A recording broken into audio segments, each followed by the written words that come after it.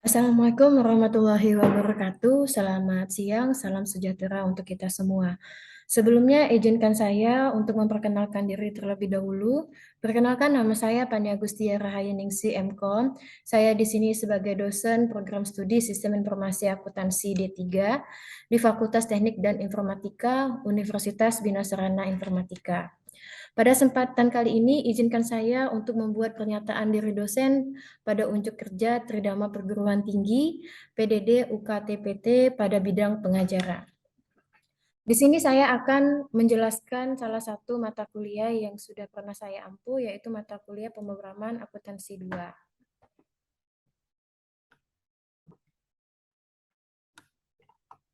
Oke, di sini untuk identitas mata kuliahnya, untuk mata kuliah yang saya akan jelaskan yaitu pemrograman akuntansi 2 dengan kode 0302.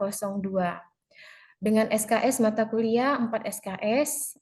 Untuk jenis mata kuliahnya di sini yaitu praktikum. Kemudian untuk semesternya yaitu semester 4 dengan program studinya Sistem Informasi Akuntansi D3. Deskripsi mata kuliah pada pemrograman akuntansi 2 yaitu kelanjutan dari pemrograman akuntansi 1, di mana orientasi dari mata kuliah pemrograman akuntansi 2 ini membangun suatu sistem informasi pembelian berbasis akuntansi memulai dari tahapan perencanaan, desain, pemrograman, testing, dan pemeliharaan. Diperlukan software utama yaitu Visual Studio Code dan menggunakan bahasa pemrograman berbasis Laravel serta SQL. Nah, di sini tujuannya untuk menguji pengetahuan, skill, pengalaman, teknik mahasiswa dalam menguasai materi. Nanti mahasiswa wajib menyelesaikan proyek secara berkelompok.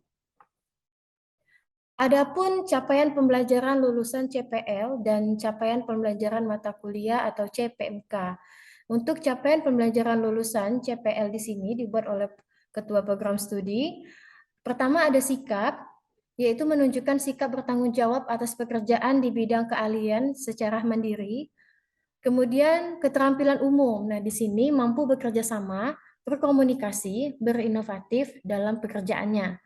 Nah, yang ketiga, mampu bertanggung jawab atas pencapaian hasil kerja kelompok dan melakukan supervisi dan evaluasi terhadap penyelesaian pekerjaan yang ditugaskan kepada pekerja yang berada di bawah tanggung jawabnya.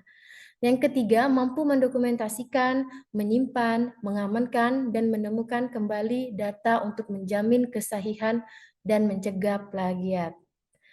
Kemudian pengetahuan. Pengetahuan di sini yaitu dapat menguasai teori dan metode pengembangan perangkat lunak aplikasi akuntansi. Kemudian yang kedua, menguasai konsep teoritis mengenai database dan aplikasi pengolahan data.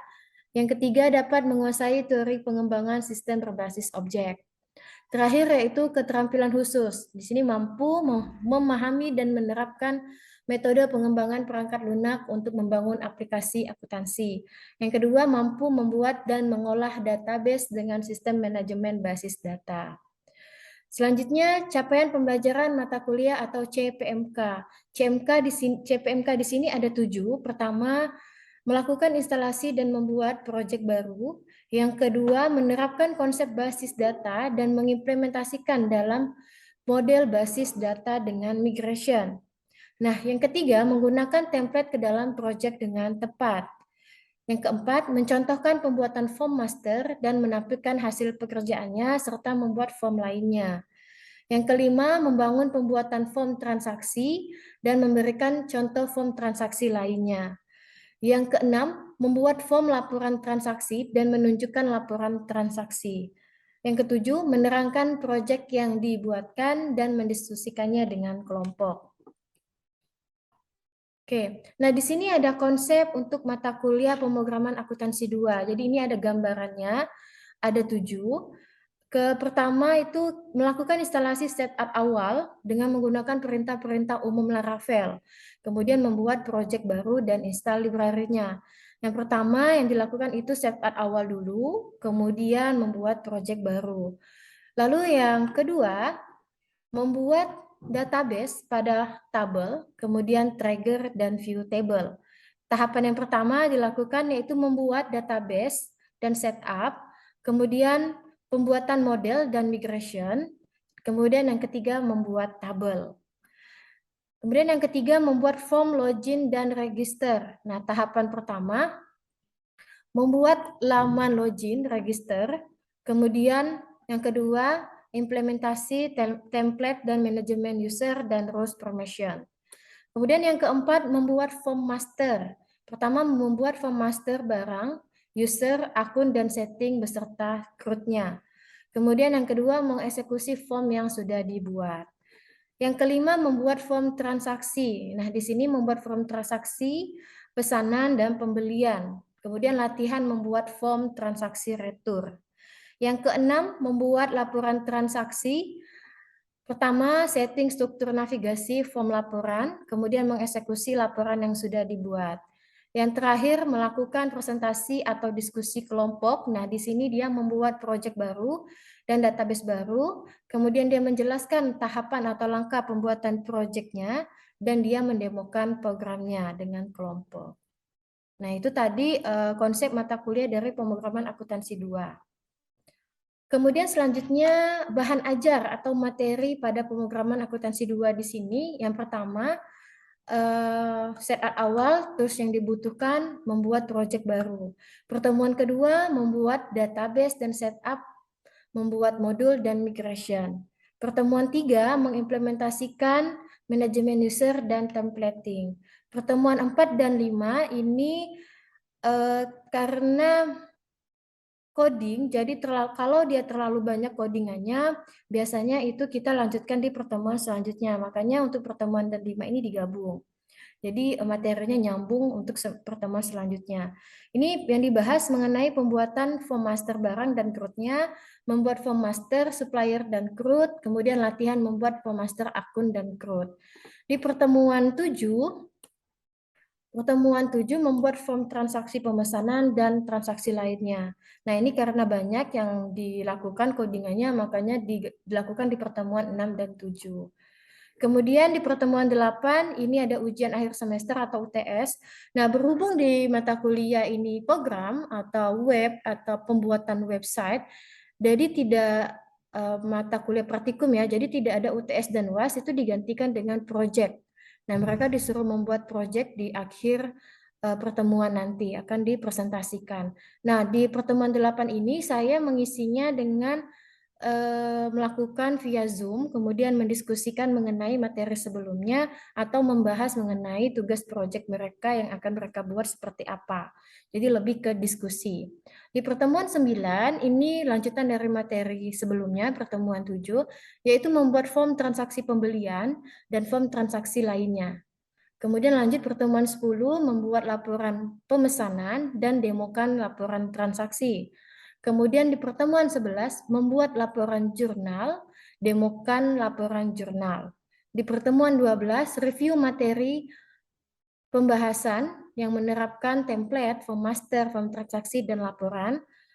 Kemudian di pertemuan 13 dan 15, ini dia mempresentasikan proyek, mendemokan aplikasi proyeknya. Nah, di pertemuan 16, ini ujian akhir semester atau UAS, biasanya kita lebih ke revisi mengenai pemrogramannya yang kurang seperti apa, itu bisa direvisi dan bisa didiskusikan kembali untuk diperbaiki programnya.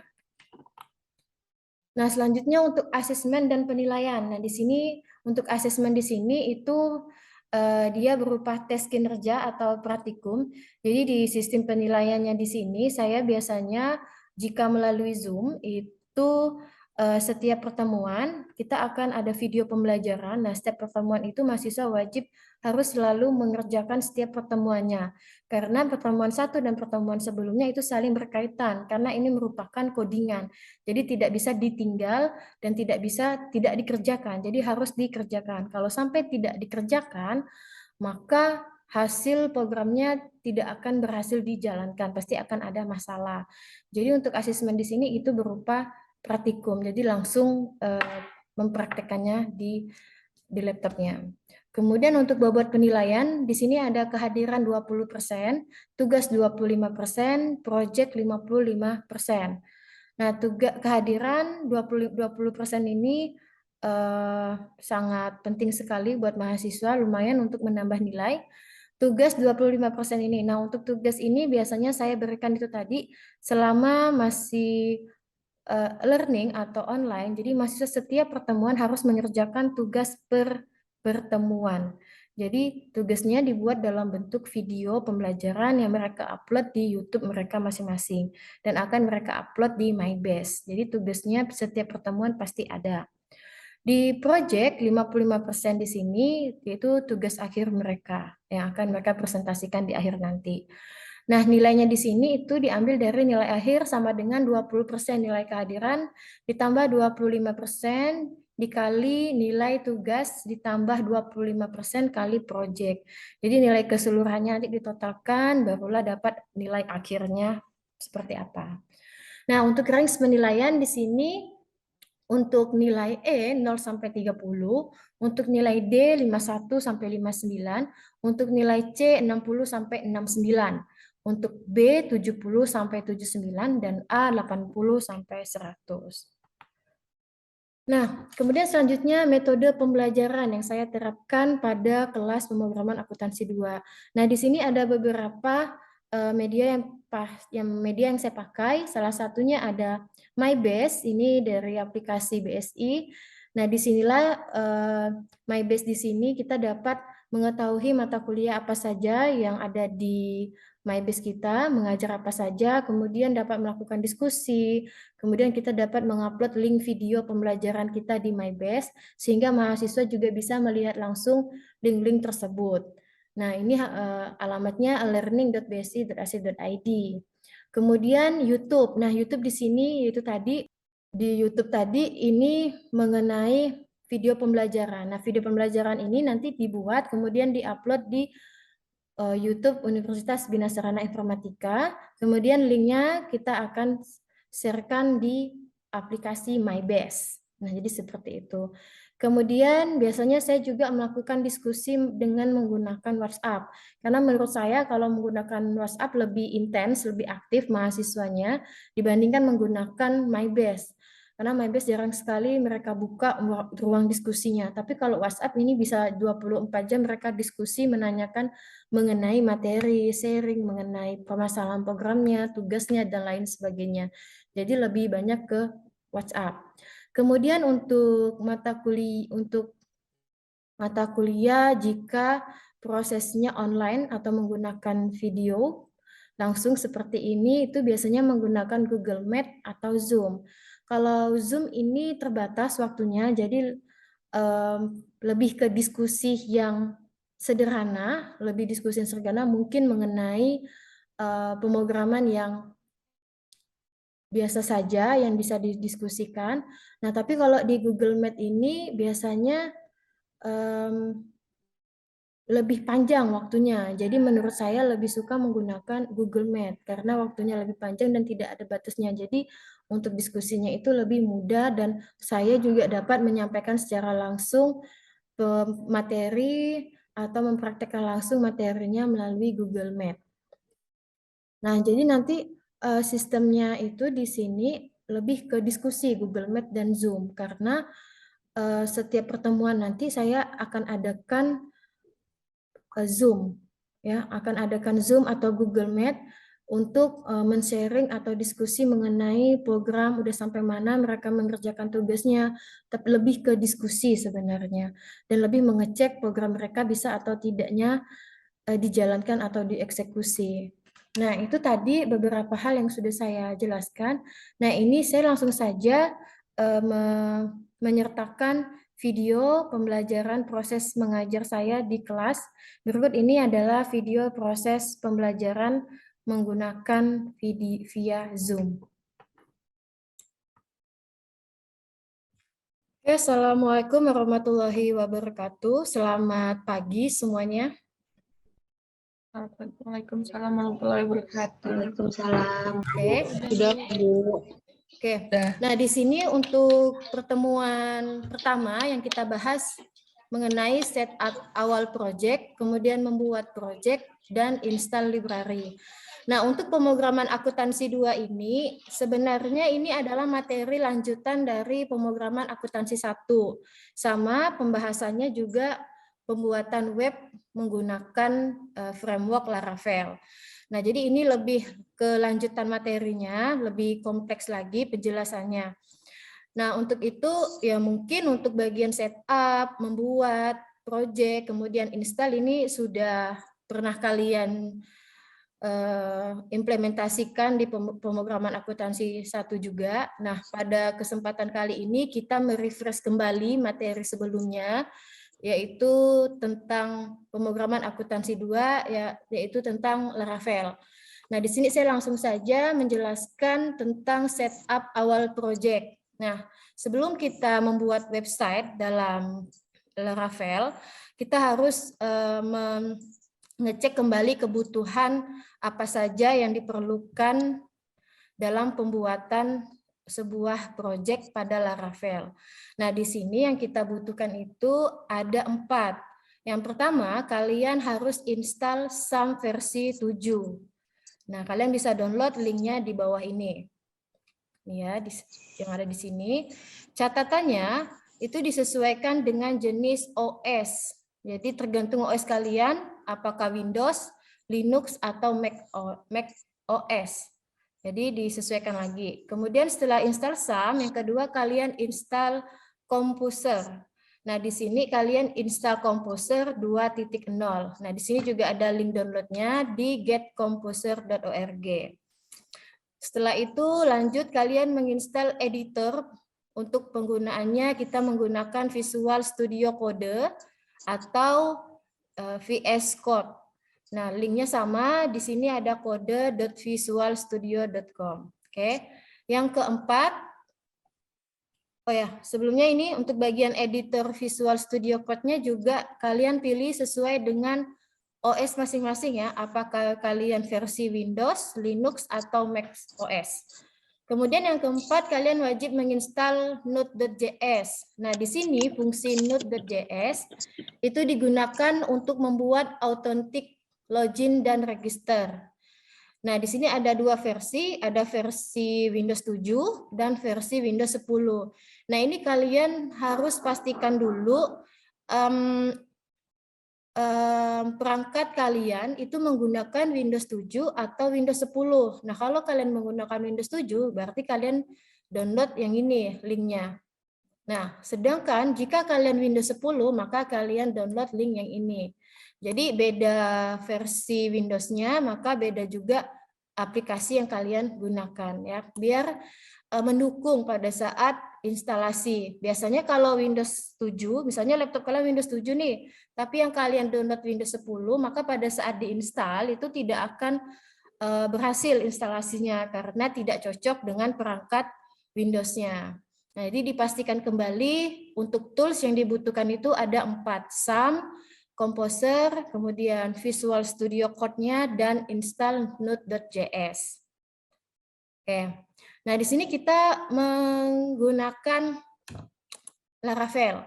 Nah, di antara kalian semua yang ada di sini, apakah ada yang masih ingat Laravel itu apa? Oke, dan bisa jawab ya, mengingat-ingat kembali materi pemrograman akuntansi 1. Sebelumnya kita bahas tentang Laravel. Jadi sebelum lanjut, saya mau tanya, ada yang tahu Laravel itu apa?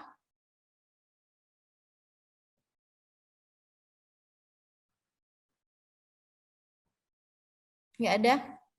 Siapa yang mau jawab? Laravel itu adalah framework PHP MVC yang dapat membantu web developer dalam memaksimalkan penggunaan PHP dalam proses pengembangan website. Oke. Nah, jadi Laravel itu merupakan framework PHP MVC ya, yang dimana dia membantu untuk memaksimalkan penggunaan PHP dalam proses pengembangan website. Nah, kenapa kita harus menggunakan Laravel? Ada yang tahu? Karena Laravel memberikan tools yang tepat untuk membantu membangun website dan aplikasi web lebih cepat, stabil, dan sangat mudah dirawat. Oke, nah jadi itu kelebihannya ya dari Laravel.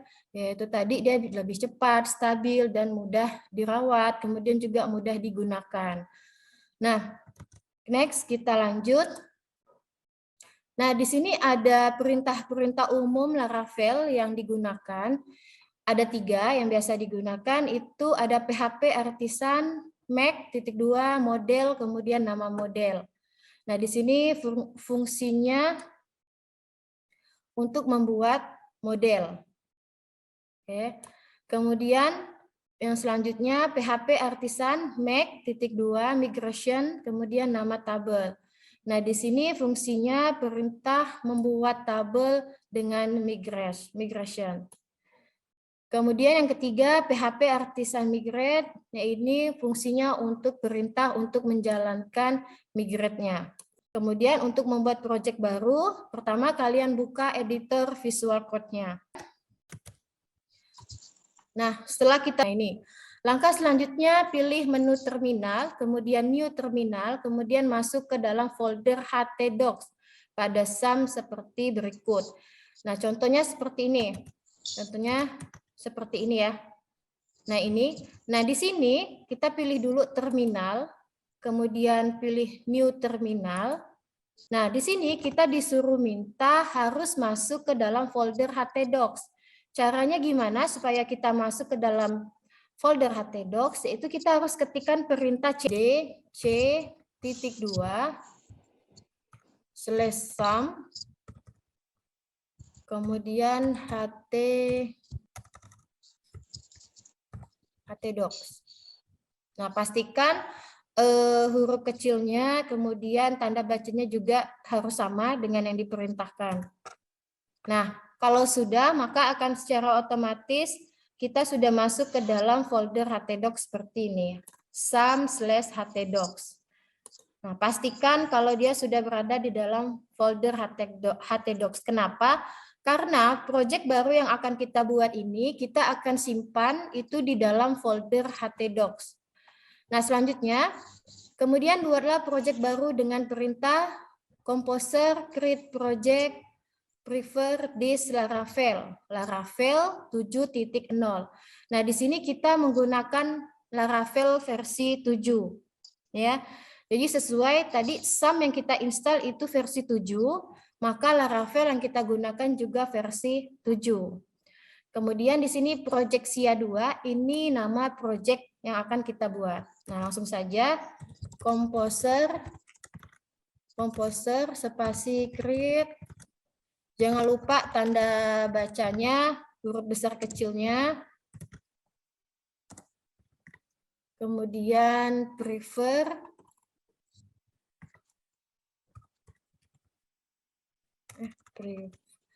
Create prefer. Oh, kebalik, sorry. Create project.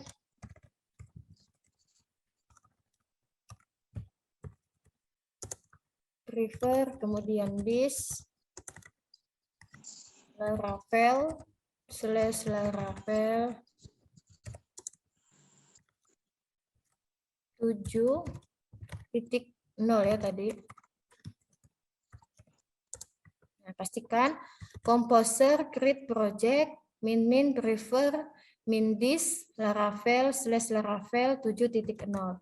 Nah, dipastikan lagi tulisannya sudah benar atau belum, huruf besar kecilnya, kemudian simbol-simbol, kemudian kita ketikkan project SIA 2. Oke, enter. Nah, di sini kita menunggu proses instalasi. Nah, di sini sudah selesai ya proses instalasinya, package.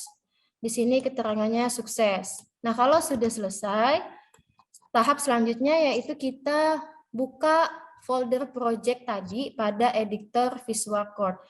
Nah, tadi kita buat project namanya project SIA 2. Nah, project itu kita buka dulu, kita pilih file, open folder. Kemudian tadi di lokal C penyimpanannya, kemudian folder SAM, folder htdocs. Nah, di sini ada namanya folder project SIA 2. Nah, di sini tinggal kalian pilih. Nah, di sebelah kiri di kiri visual code-nya, di sini ada project SIA 2. Nah, disinilah yang akan kita buat perintah-perintahnya apa saja. Nah, di sini juga ada model-model fungsi MVC. Oke, di sini mengingat kembali fungsi MVC, ada model, view, controller pada Laravel. Ya. Nah, di sini ada beberapa fungsi MVC yang akan kita gunakan. Ada model, view, dan controller. Nah, sebelum kita lanjut, saya ingin tanya lagi nih, MVC itu apa sih? MVC adalah sebuah pola arsitektur dalam membuat sebuah aplikasi dengan cara memisahkan kode menjadi 3 bagian yang terdiri dari model, view, dan controller. Oke, jadi sesuai dengan yang ada di modul ya. Jadi dia itu membahas tentang mengenai model, view, dan controller. Nah, model, view, dan controller ini mempunyai fungsi. Fungsinya apa saja? Untuk model, fungsi model itu untuk apa? Fungsi model itu untuk bagian yang bertugas untuk menyiapkan, mengatur, memanipulasi, dan mengorganisasikan data yang ada di database. Oke, untuk model fungsi view. Untuk view apa? Bagian yang bertugas untuk menampilkan informasi dalam bentuk graphical user interface. Oke, terakhir yaitu fungsi controller. Bagian yang bertugas untuk menghubungkan serta mengatur model dan view agar dapat saling terhubung. Nah, itu tadi adalah fungsi MVC, model, view, dan controller. Khusus untuk manajemen user interface seperti layout, dashboard, form, dan lainnya yang berhubungan dengan tampilan atau konten pada website. Nah, di sini kita masuk ke dalam view. Nah, jadi view ini fungsinya khusus untuk manajemen user interface, yaitu membuat tampilan layout, dashboard, form, dan lainnya yang berhubungan dengan tampilan atau konten website. Nah, jadi buatnya di dalam view. Langsung install library. Di sini ada library DOM. Library DOM ini merupakan salah satu cara untuk membuat laporan dengan format PDF. Ya, jadi formatnya dalam bentuk laporan di Laravel nanti itu dalam bentuk PDF. Nah, caranya kita harus menginstal package-nya dulu. Jadi kita ketikkan saja langsung di sini. Masuk dulu ya ke terminal, new terminal. Kemudian kalian ketikkan composer query dari fdh/laravel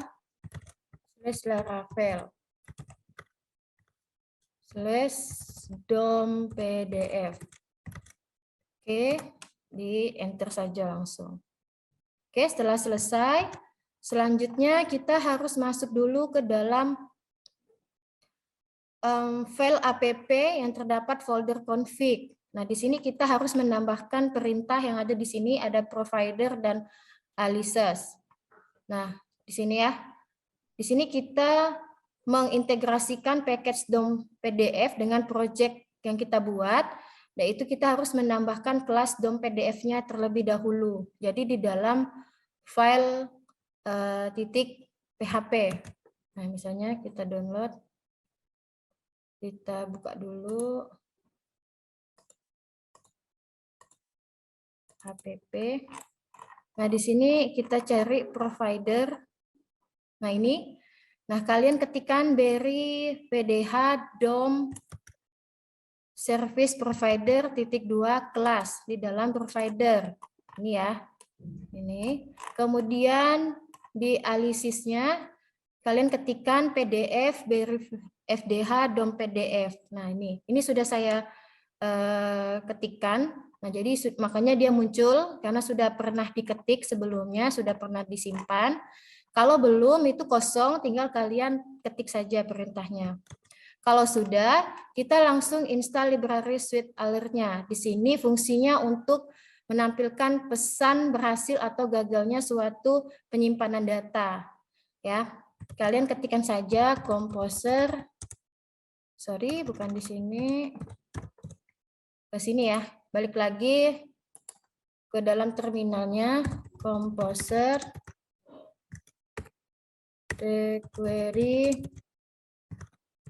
Khairul Rashid, Sweet Alert. Oh, enggak ya, enter.